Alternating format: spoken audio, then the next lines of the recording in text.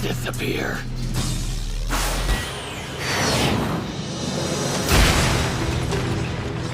Stop. For those who don't know what you're looking at, this is a scene from Black Clover. Now, it was recently announced that after a 5-year hiatus, Black Clover will be coming back in 2026. This set anime Twitter, Instagram, and Reddit into a frenzy because Black Clover is considered one of the greatest shonen anime of all time. I will not have this argument with anybody because it's not a matter of opinion. As of current recording, it is a top 10 shonen ever. Go argue with your mom. It's better than My Hero Academia, it's definitely better than Fairy Tail, probably better than Bleach, and I'm even willing to die on the hill to say that it's better than Attack on Titan. Point is that despite it not being talked about as much with the other shonens, from a quality perspective, Black Clover is considered one of the all-time greats in the pantheon of battle shonen anime and shonen in general. But it wasn't always like that. It had a very rocky and turbulent journey to reach the status it did. That said, you're looking at the exact moment that journey was all worth it. The exact moment it became a classic. The exact moment it now became great. But to understand why, we gotta back up.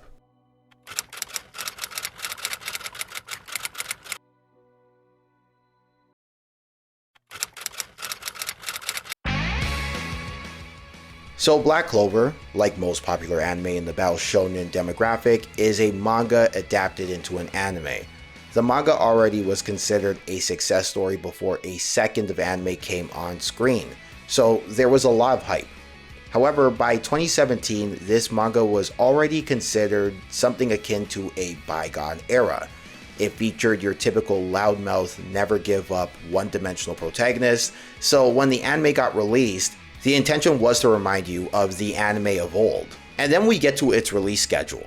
It's 2017, and by the time Black Clover releases, as a fanbase, we're well into what I like to call the seasonal era for battle shonen anime. Shows that ran a continuous anime schedule, aka the one episode a week model that was the industry standard since the days of Osamu Tezuka, yes, that long, had been kind of a thing of the past. More and more anime in this genre were moving towards a seasonal format, and the anime that decided not to do that were floundering. It was around this time that shows like Dragon Ball Super were being panned by critics, and suddenly shows like One Piece were the exception and not the norm. So if you're a studio looking to give Black Clover the best possible chance to succeed, you would think that the best thing to do is to go with a seasonal format, right? Right? So you know, of course, they did the exact opposite and went with a continuous format to release this anime. To some, this could mean that Black Clover, like its counterpart at the time, Boruto, are trying to bring up feelings of nostalgia. In my opinion, right away, this signals something about Black Clover. It's not trying to be necessarily antiquated, but understands and likes the previous era of shonen. It's an anime that attempts to refine the previous era and bring it towards the modern age. So it only makes sense that an anime that attempts to do that would have a continuous format. However, Black Clover would have some growing pains. Actually, growing pains is kind of an understatement. From the get-go, the pacing was too slow, the characters were annoying due to the old style of repetitive writing. The animation for 2017 definitely felt like a step down in comparison to the other shows, and the OST felt slapped together because of OST fatigue. However, while Black Clover would clean up their act, I want to talk about how they did and how maybe from a writing perspective, its slow start was on purpose. Yes, the animation improved, and yes, the soundtrack was placed better to prevent more fatigue from taking place. But to me, its main good quality is its writing. It's my theory that they actually started slow on purpose from a writing perspective and sacrificed episodes in order to set the stage to make certain stories feel more rewarding. And this is because Black Clover is really good at telling stories of trauma and growth. That's when we get into when Black Clover first starts to turn a corner from an entertainment perspective, and that's episode 13. But before we do that, let's go back to this wonderful scene we showed in the beginning, because I haven't actually explained what Black Clover, the show, is. The best way to describe Black Clover is that at its core, it's a cross between fairy tale and Naruto. The story takes place in the Clover Kingdom and follows this character in the middle. Yes, him, right there. He's a 15-year-old boy named Asta. Asta is an orphan who was left at the doorstep of a church in Hodge Village. Asta's dream is to become the Wizard King. And a focal point of the show is that he's competing with a fellow orphan mate who grew up with him named Yuno when it comes to reaching that dream. Just one small problem. Our boy Asta can't use magic. And as a result, he is constantly ridiculed for his inability to do the one thing you need to do to be a Wizard King. So you think that would put him out of the running.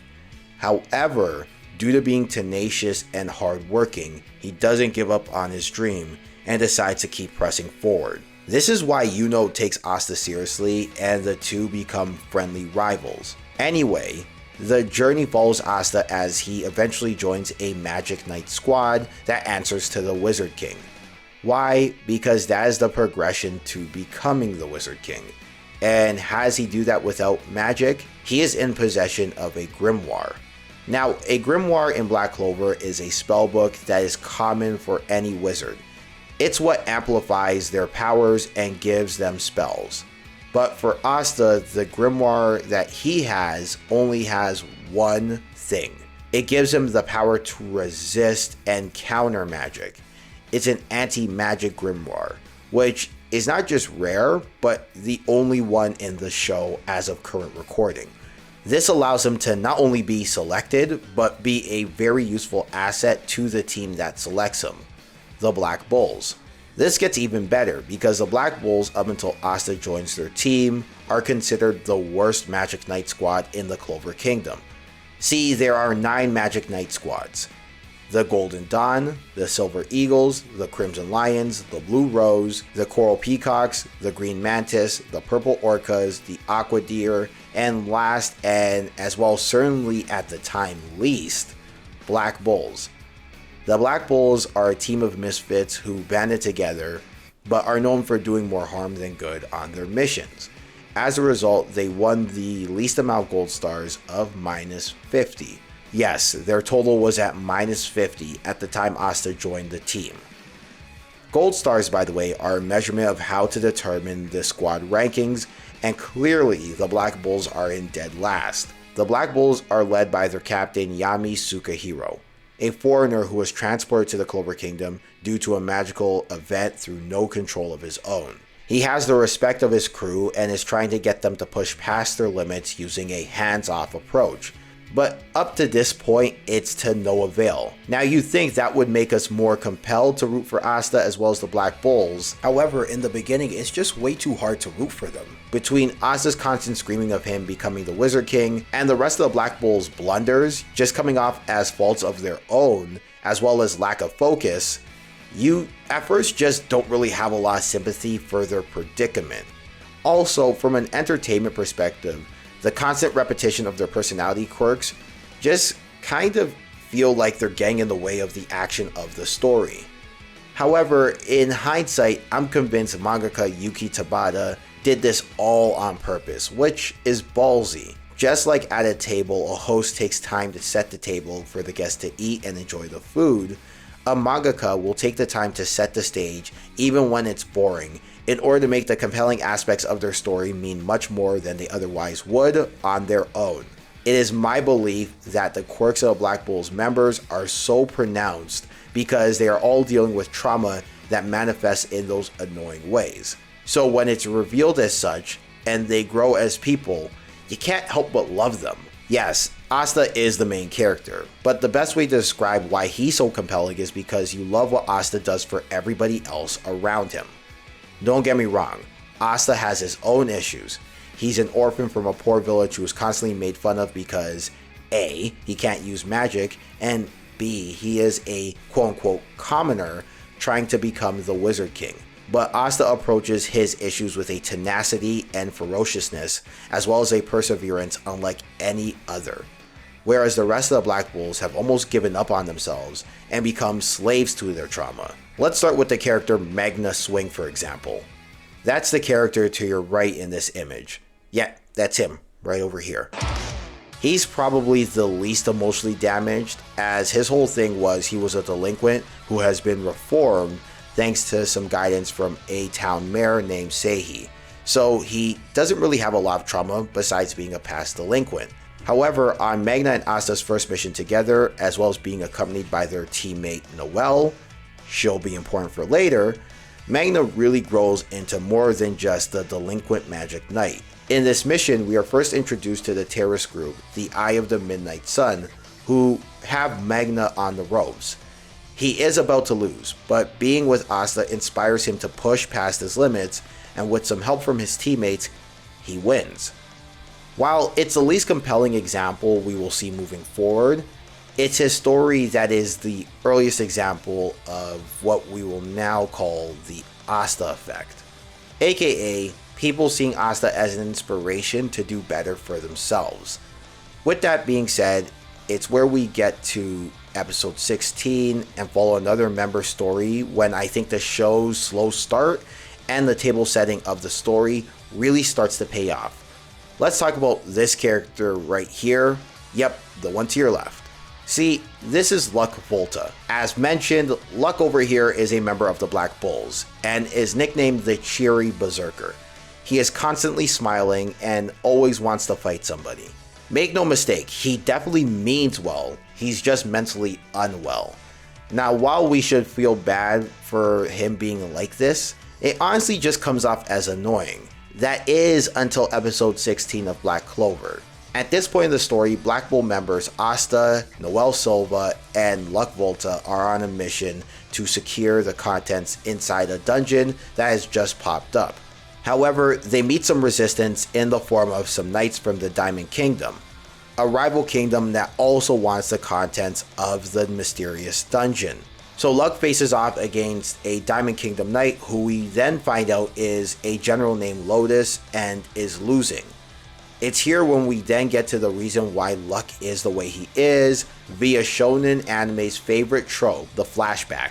Now, y'all, for as much as we joke about the flashback, this is actually kind of sad. See, we find out through this flashback that growing up, Luck is looked down on, and it's because he's always smiling. It's implied that he has a condition where he can't stop smiling, which makes this all the more sad because thing is, he can't stop, which makes him weird to everyone, including his own mom, that constantly physically abuses him because of it. However, Luck also possesses a lot of magical skill and talent.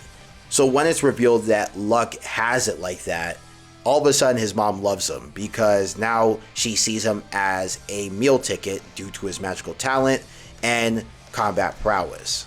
So Luck equates him winning fights and sparring all the time as a way to receive love from his mom, who by that point has already passed away. But Luck is so traumatized that he only really sees one way to get acceptance, and that's through fighting and, more importantly, winning.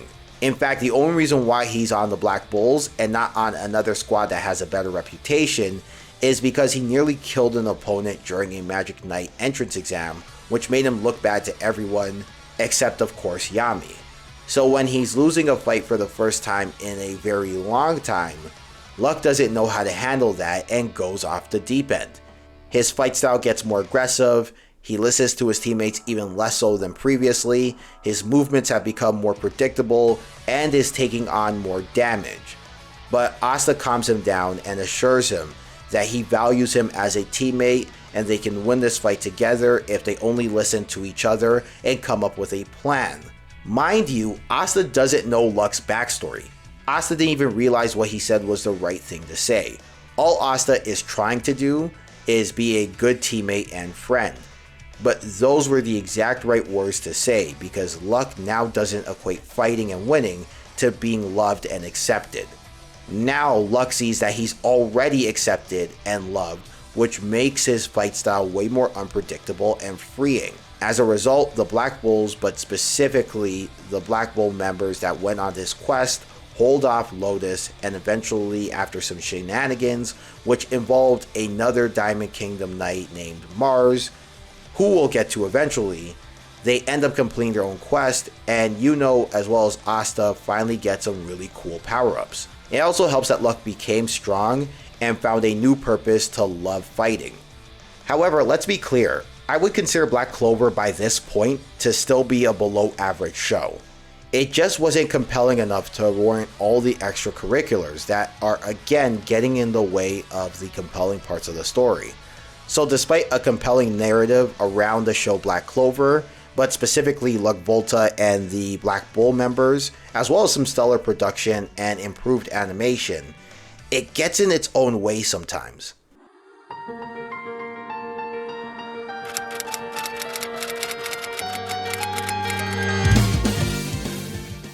That's until the new opening that features the song Black Rover by Vickeblanka is introduced. Not because of the opening itself, although the opening does go hard, but it's because of the introduction of a new arc, and I think it signifies when the story actually starts to pick up.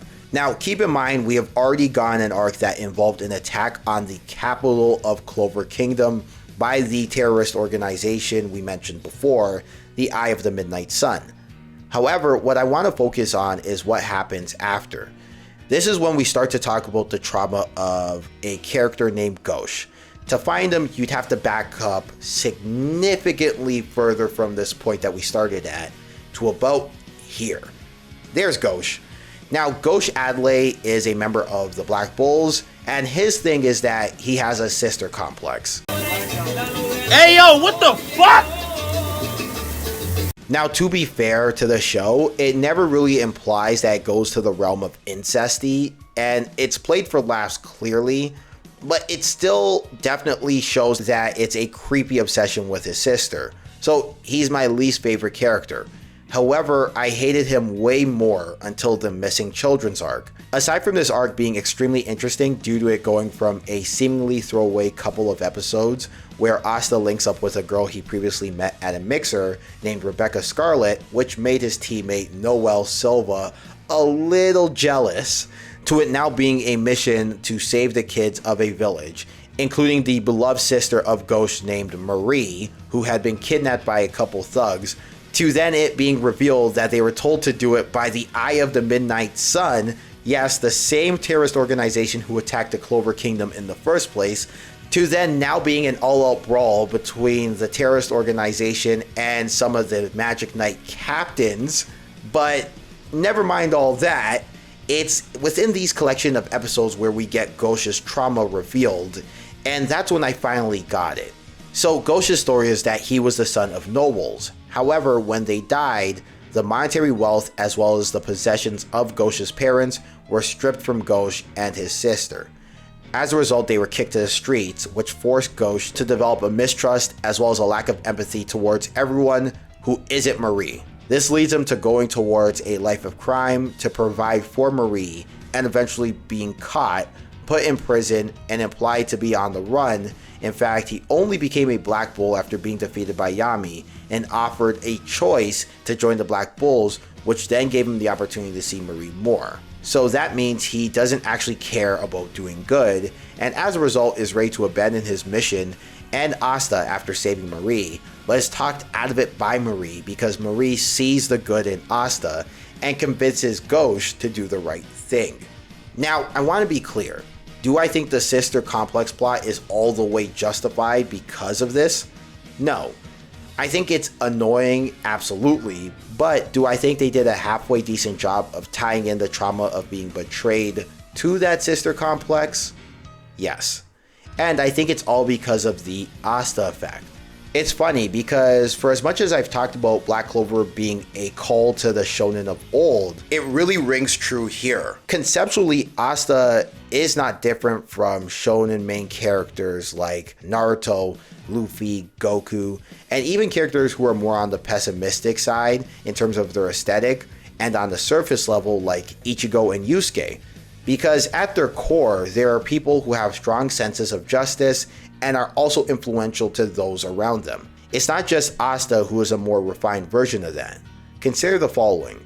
In the hit anime Naruto, Tak no Jutsu is a popular meme amongst Naruto fans and Naruto haters. For the uninitiated, this is what happens when Naruto is able to convince a villain that they need to change their ways. It's often hated on, but the thing is, Tak no Jutsu is a real thing that happens. I know it seems a little corny, And it's hard to convince me that a villain who spent years and years trying to do something will change just because of 10 minutes. But in real life, many a criminal, many a con artist, many an unsavory character do change their ways due to being influenced by somebody or something. It's just that Take no Jutsu has this after-school special feel to it that makes it feel unrealistic. Yet with Asta, there is no label to it, and it just seems more realistic in scope. He is changing people who are already on his side just for way better. And it goes on like this. You see this character here? That's the aforementioned Noelle Silva. Her trauma? Yeah, it's that she's constantly bullied by her own siblings due to her birth killing their mother. As a result, her fear of hurting people makes her unable to control her magic until episode 41, when she is finally able to control her mana, and then it pays dividends by episode 46, when she's finally able to control her magic in an offensive attack against one of the high-ranking members of the Eye of the Midnight Sun, Beto the Despair. The reason why she was able to do that was because she was so inspired by Asta that she was able to get past her traumas and finally have some growth as a character. You see this character here?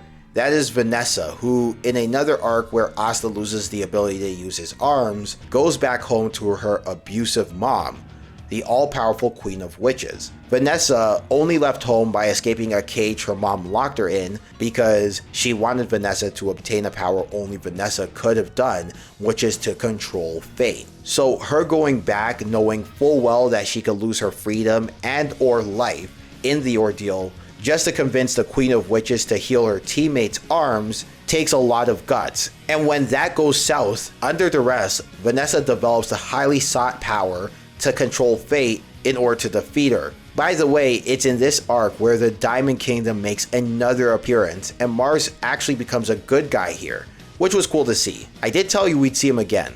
But going back to the topic of Vanessa, the only reason this happened is because she saw her teammates be on the brink of death that she pled with herself to be able to get the power. And after which her mom actually sees the error of her ways and the two have a bit of a makeup. It's this narrative, as well as its other compelling narratives, including the main plot that they have to defeat the Eye of the Midnight Sun, that has Black Clover go from a bad show in the beginning of its run to a good show by episode 70. With that being said, I wouldn't be so boisterous to call it one of the greatest shonen animes of all time because of its narrative in regard to Luck Volta, or the plot with the Eye of the Midnight Sun, or the plot in regard to Ghosh, or Noelle Silva, or even Vanessa and her battle against her mom. I would actually call it a gold shonen because if we back up a little bit from that original scene, you'll notice there's somebody on the ground. This guy, right here.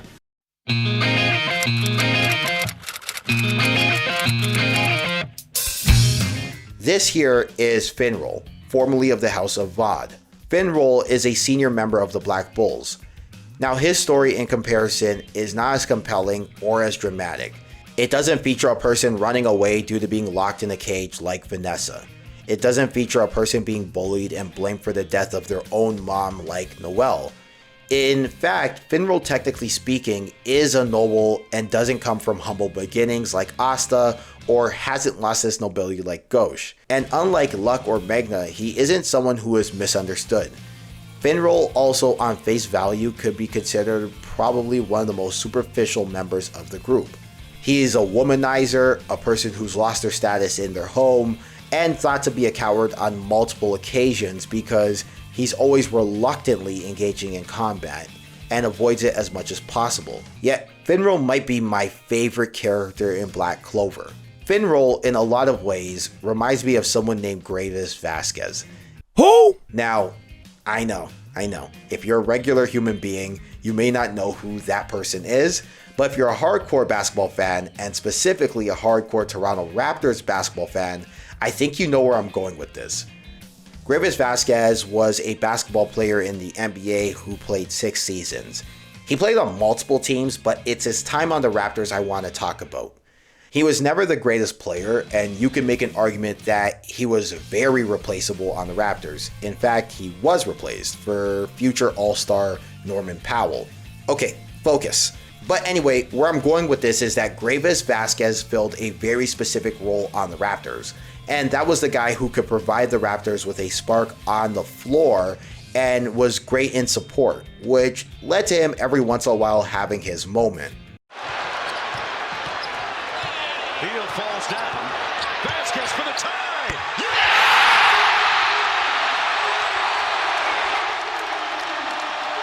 So what does Gravis Vasquez being a floor general have to do with Finral?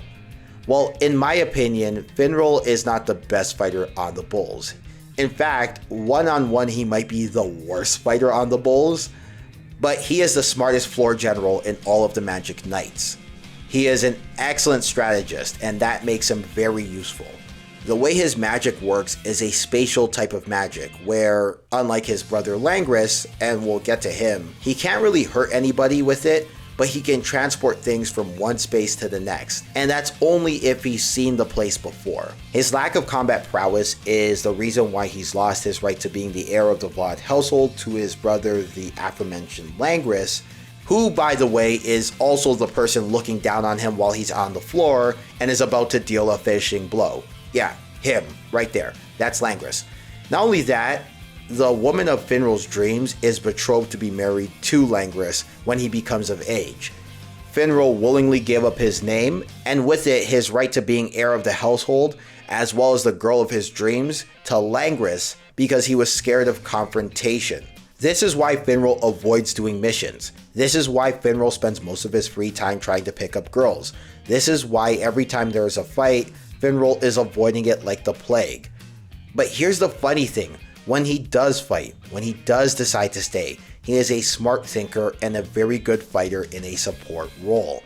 This is evident in the way he teams up really well with Asta and Vanessa during their fight against Veto of the Eye of the Midnight Sun in the Underwater Sea Temple arc, which if we got into, we'd be here forever because he was arguably the MVP. But it's during the Royal Knights exam where I think the Black Bulls and by extension Finral come into their own, not just as fighters, but as characters. So what's the Royal Magic Knights exam arc? So the arc starts with the Star Festival, where it's announced that the hideout of the Eye of the Midnight Sun has been discovered, and a selected group of Magic Knights across all Magic Knight squads will be selected as Royal Magic Knights to carry out the missions of storming the Eye of the Midnight Sun's hideout and defeating the terrorist group once and for all via a Royal Magic Knights exam. Now, by this point in the story, we've already been introduced to Langris as Finral's brother, and we already don't like him because he looks down on Finral. In some cases, literally, as we saw previously, despite, mind you, being the younger brother to Finral. Get it? Got it? Good. Let's back up a little bit here. It's heavily implied that Finral's a bit of an emotional punching bag and is okay with it, but just before the Star Festival during the defense mission of the Clover Kingdom borders, Finral is mocked by Langris and finally had enough. And why? Because Langris insulted Asta. This causes Finral to say to Langris that the Black Bulls will be better than Langris' squad, the Golden Dawn, who by this point Langris is vice captain of. This is important because we've seen up until this point, Finral avoids competition with everyone, but especially Langris. But on this occasion, he didn't avoid confrontation. And he did this because it's heavily implied that throughout Finral's time of knowing Asta, his one takeaway is that he should stand up for himself and his teammates. Here's the thing, it's implied that Finral has a good heart, and the reason why he is the way he is because of his heart. He's not a coward because he's scared. He's a coward because he doesn't want to upset or hurt anyone. However, I think Finral sees Asta, knows Asta is a good person, and comes to the conclusion that if Asta stands up for himself, despite not knowing magic and being a commoner, then what's Finral's excuse? By the way, the Golden Dawn also features Asta's childhood orphan mate Yuno as their rockstar rookie, and that's important to the overarching story, but not important to my reasons as to why this show is fantastic and one of the greatest shonens of all time. Anyway, so when it's revealed that the Black Bulls go from being one of the worst squads to the second best squad right behind the Golden Dawn at that year's Star Festival, by virtue of how many Golden Stars each squad has won, the Black Bulls have gone from negative 50 stars to 101 stars. Now they're seen as a threat, which by extension makes Finral a threat to Langris, and Langris does not like this. It's at this point we are going to divert our attention away because you see, let's consider this. Langris was disliked by everyone around him except his parents due to his awful personality. He's loud, obnoxious, rude, and condescending. However, rather than having to accept that he needs to change as a person, which can be hard for people to do, he decided that he does not have to and deemed that everyone else was the problem. Why? Because he already had the approval of his parents and he was getting results. Meanwhile, it was Finral, the one who lost his house name, that was liked by everyone, including Langris's own wife-to-be, Lady Finis. Not only that, but now Finral is standing up to Langris finally and is saying that the Black Bulls can and will beat the Golden Dawn. Not only that, but they're actually seemingly backing it up now. However, unlike when Asta says it and backs it up to his friend Yuno as some sort of friendly competition, the tension between Finral and Langris is a battle of respect.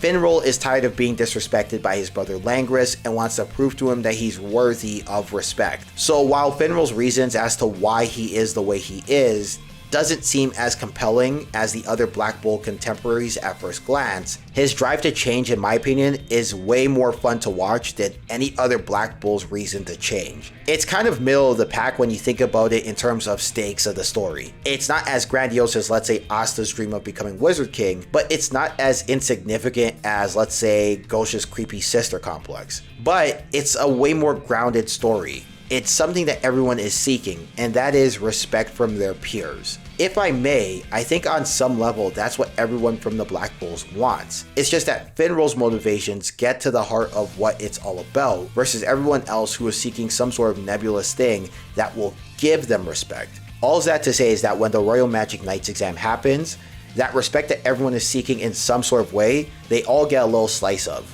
Okay, now it's at this point I realize I should circle back here. What does the Royal Magic Knights exam actually entail? Okay, so at its core, the Royal Magic Knights exam is a version of anime's best trope, the tournament arc.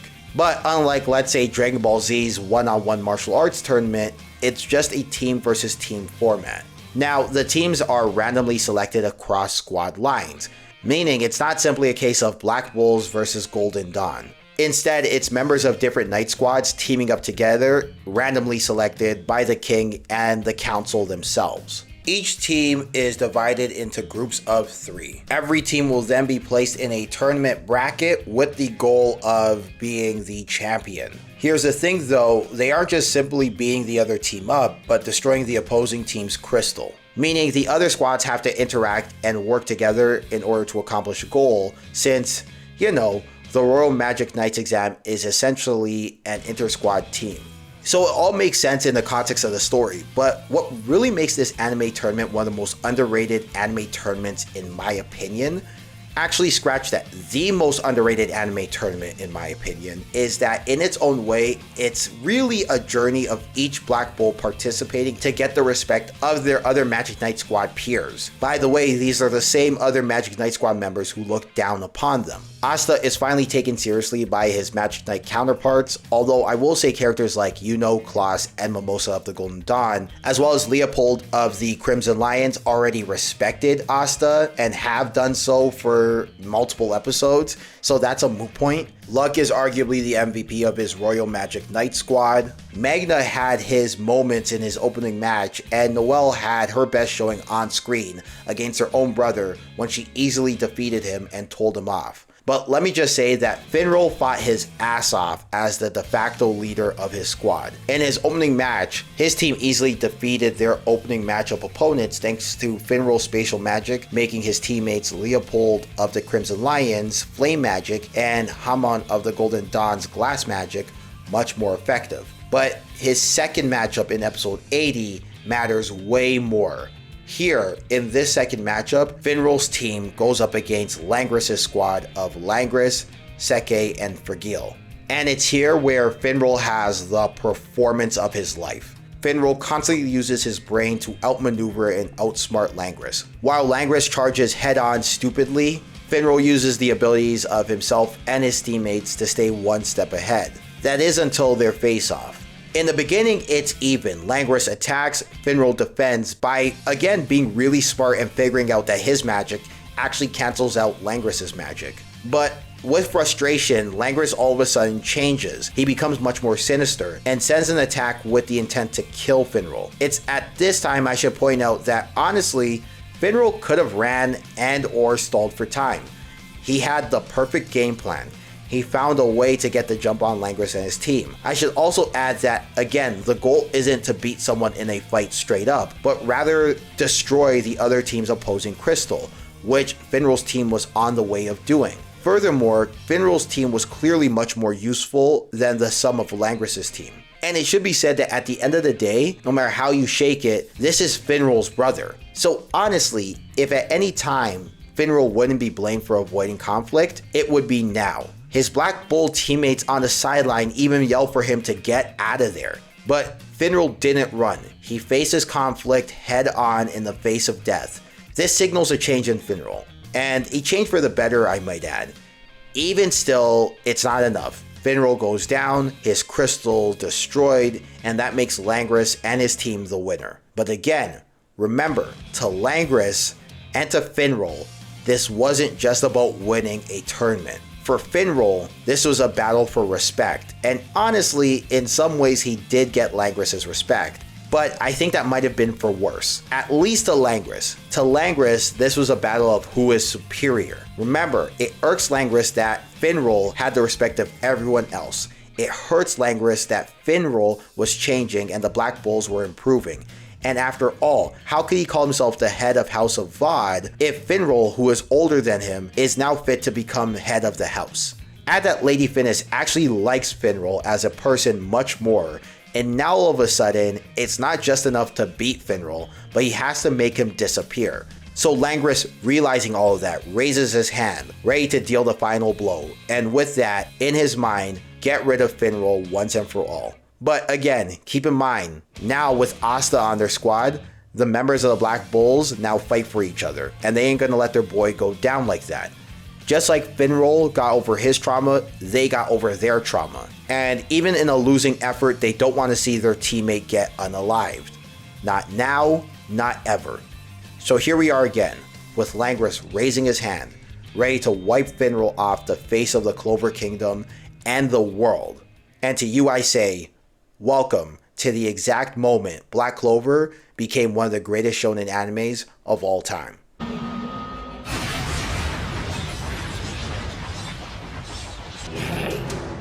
Go on, take one more step toward him. But you should know that the second you do, you're dead. There's something wrong with you. The match was already over! Woo boy, that was a long one. If you made it to the end, thanks for watching. Now, to the 9 of you that would know, this video idea was inspired by Secret Base and specifically their series called Rewind. I figured I would try my own version of it, except for anime being the focus and not sports. Also, definitely did want to change up the editing style of how I would do it and what decisions I would make, just because I am a fan, but I want to do things my way. If you do like these videos, I am going to try to make them a lot more often. They are hard to do, but why not? They are fun to do as well. Also, I should mention that in terms of what happens after this moment, we do find that the Langris situation and the Eye of the Midnight Sun situation are all connected somehow, and this becomes way more complicated as well as way more interesting. So that isn't to say that Langris is totally blameless here, but it's awesome to see how they can take this narrative that's very grounded in this Finral versus Langris rivalry and connect it as an overarching plot in Black Clover. Anyway, that ends my after video spiel. I am going to make a couple videos on Black Clover and talk about certain things that I like about this show before I move on to another topic, which will most likely be Windbreaker and the second season, but we'll see. Anyway, like, share, and subscribe. Sorry for the long end of video spiel. If you like waiting to the end, it was a whole bunch of nonsense, I guess. But please share with your friends. Share this series. I'm trying to make it a thing moving forward. All right, later.